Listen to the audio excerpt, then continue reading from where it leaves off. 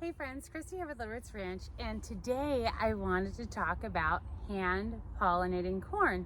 And behind me, you see my corn patch, and that's actually popcorn.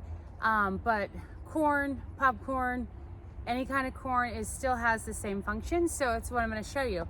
But I actually want to take a second and show you, I actually didn't do this on purpose, the beans and corn I did. But I actually realized that I have a three-sister garden growing. Not as intertwined as most people think, but if you notice in the back, I've got my corn, which is popcorn, but corn. And then you can't really tell, but down in between the stalks, I have bush beans, which are a drying bean. I think those are cranberry. It's like a pinto bean kind of. And then in front, I've got my zucchini. And so the three of them work together, specifically the corn and the beans, because the beans help to fix the nitrogen and the corn is a heavy feeder. And then the squash, the zucchini in front, help block out our sun, kind of moves in front of the garden. And so the leaves of the squash actually help keep the weeds down by blocking a little bit of sunlight, but the beans still do okay. And then also I chose bush beans because pole beans will pull down the corn, even my beautiful healthy corn, and so I don't want that. But anyway, so today I wanted to talk about hand pollination of corn. And I guess the first question is it necessary? And the answer is it depends on your situation. And so you're probably thinking, whoa, Christy, I always see big old plots of corn, like big fields of corn, and there's nobody out there hand pollinating those. And you are correct. And the reason for that is mostly because of size. And so when you've got 20 acres, 40 acres, 2 billion acres, whatever, of corn, the main way that corn is pollinated is through wind as opposed to insects, even though insects also help. But the wind is the primary pollinator of corn.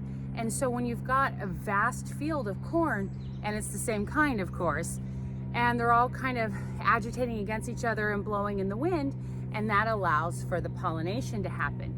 But if you have a small garden or you didn't plant in like a square or a block, then you might want to help your corn along.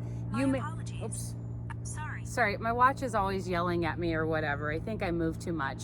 Anyways, and so if you're a home gardener and you only have like 5 corn plants or something like that, you might want to help them along. Your corn may be fine depending on what kind of area you're in and the wind flow and all of that stuff. But that's what this video is about, is to show you how to hand pollinate corn, and that way you ensure that you have perfect ears as opposed to leaving it to chance. Your call, of course. But I'm going to bring you closer to the corn and I'll show you some cool stuff, including what pollen looks like, the male part, the female part, and all of that stuff. So let's go over to the corn. Okay, so we're over here in the corn patch, and this corn is supposed to grow 5 feet tall. I'm 5'9", and well, you can see how that's going. So you might be thinking, well, when's the best time to pollinate? Realistically and generally on non-rainy days, between 9 to like 11 a.m. or so, after the dew has dried, but before the heat of the day is the best time. Now, if you're working from home, working in an office or in a shop or, well, anywhere out away from the home, that might be a little harder to get. So realistically, you can do it at any time. But if you have the ability, get it in the morning, early afternoon area, it's the best time. You also, I want to tell you about the different, like sex parts of the corn. So you see these up here, these flower type things, what they are, those are called tassels, and those are the male part. And so they start to open up. As you can see, this one's right here is more, let's see, bring it forward, is more open. And if you look, you see those things hanging down that are yellow? See, they can jiggle.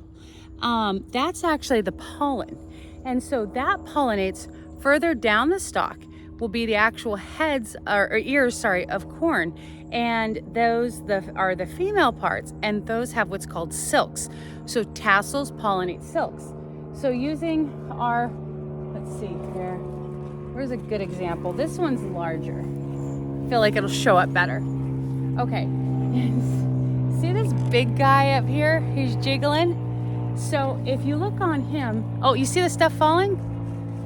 Maybe? I don't think you can see it on camera, but there's all kinds of stuff falling. So you see all these little pieces here, and also you notice all the yellow on the thing. Let me try and collect some of it. Let's see, can you see the yellow on my finger? Well, that's the pollen. And so the natural way for corn to pollinate itself is via the wind, and that knocks it down, and there it's able to fertilize the corn. So on this one I showed you as an example, you see right here, oops, right here, this silk, and then there, if I pan the other way, you can see that there is a little baby corn right here, and the silk, each silk leads to an individual kernel, and see right underneath it is yet another one here. And I think there's still another one or so. But so the way it's designed is so that the tassels drop the pollen onto the silks. Each silk pollinates a kernel. If they are all properly pollinated, then your ear of corn, whether popcorn or eating corn, whatever, you will, fresh eating corn, your ear of corn will be nice and full. Now, if pollination doesn't happen, then you'll have where there's holes, or where like you'll have a cob and then it's only got like a few kernels. And there's nothing worse than babying corn all season and then not getting a delicious ear.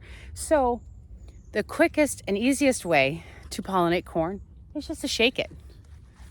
I don't think you can pick it up, but those tassels, let's see, those tassels are dropping the pollen that's falling right down onto those ears.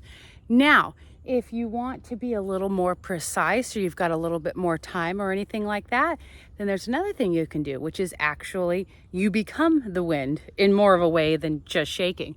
So you see these tassels. Now, quick heads up, how many you grab depends on how many plants you have. And to take that into account, because you want to do it, the tassels usually develop first, and then the silks. Once you start seeing silks, then for the next week you want to hand pollinate them. Again, in the early afternoon time is ideal. And you can do, like I said, do the shake method, or you can actually grab off one of these. The pollen's falling all over me. And so you see those little things ready to drop, and once they're opening, and then I can take those. This is gonna be hard one-handed. See that corn silk right here? And so I can take that and I can get that all over. I don't know if you can see, I can see yellow bursts like when I hit it coming out of the tassel onto the silk, but I don't know if that's coming across on camera. If you have corn plants and you're doing that, obviously you'll be able to see it in real life.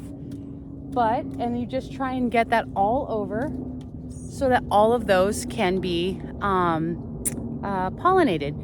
And, depending on how many plants you have will depend on how many tassels and stuff like that. And, start from the left side and then the right side and then the left side of your garden each day. But you just want to take that and sprinkle it all over your corn silks.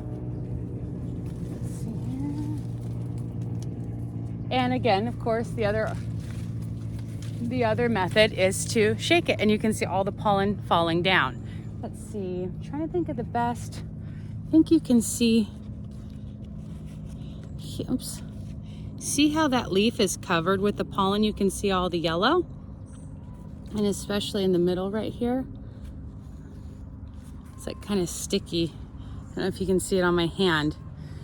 But yeah, so basically what you're doing is taking the place of the wind and hand pollinating the corn yourself.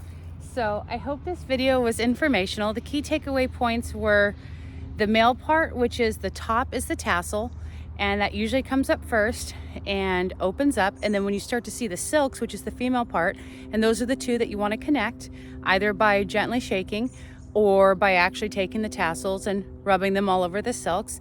And that way you can help ensure that you're getting full coverage of your ears and that they will be full of delicious kernels. And that's whether you're going popcorn or ornamental corn or what's it called? Fresh eating corn, any kind of corn, it's the same way. But anyways, I hope this video was helpful, and happy corn growing and happy gardening. If you have any questions, drop them down below and I'll get to answering those. Hope you have a great harvest. Bye.